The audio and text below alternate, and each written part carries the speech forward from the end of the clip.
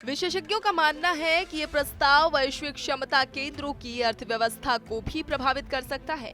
GCC model में कंपनियां दुनिया भर में अपनी सेवाओं और कर्मचारियों का लाभ उठाकर कार्य करती हैं। यदि अमेरिका 25% आउटसोर्सिंग टैक्स लागू करता है तो इस मॉडल की लागत बढ़ जाएगी और कंपनियों को अपनी वैश्विक रणनीतियों पर पुनर्विचार करना पड़ेगा। इसके अलावा इस टैक्स के प्रभाव से अमेरिकी कंपनियों को भी अपनी आउटसोर्सिंग रणनीतियों को सावधानी पूर्वक फिर से आकलन करना होगा। उत्पाद शुल्क, राज्य और स्थानीय करों के संयुक्त प्रभाव के चलते विदेशी श्रम और सेवाओं की लागत में उल्लेखनीय वृद्धि हो सकती है।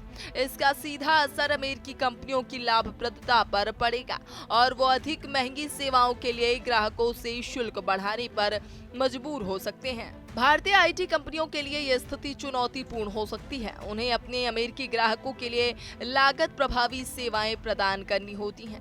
यदि टैक्स लागू हुआ तो उनकी सेवा लागत बढ़ जाएगी, जिससे अमेरिकी बाजार में प्रतिस्पर्धा कम हो सकती है। इसके चलते कुछ कंपनियां अपने संचालन और निवेश योजनाओं में बदलाव करने पर विचार कर सकती हैं।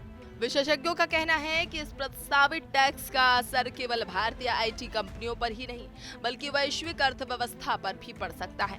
अमेरिकी कंपनियों के लिए वैश्विक आउटसोर्सिंग महंगी हो जाएगी, जिससे उनकी उत्पादन लागत बढ़ेगी और व्यवसाय संचालन पर दबाव बढ़ सकता है।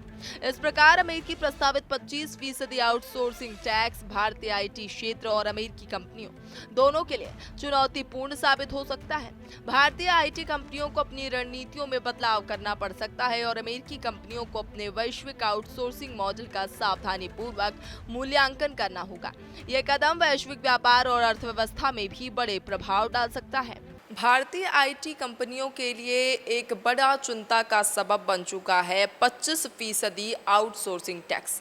यानी कि ये जो टैक्स है वो कहीं ना कहीं पूरी आईटी कंपनियों पर एक बड़ा असर डाल सकता है। इतना ही नहीं, सिर्फ लागत की ही बात नहीं है, लागत के साथ साथ आर्थिक रूप से इसका जो व्यवसाय है पूरी तरह से वो इससे प्रभावित हो सकता है, इस 25% आउटसोर्सिंग टैक्स से।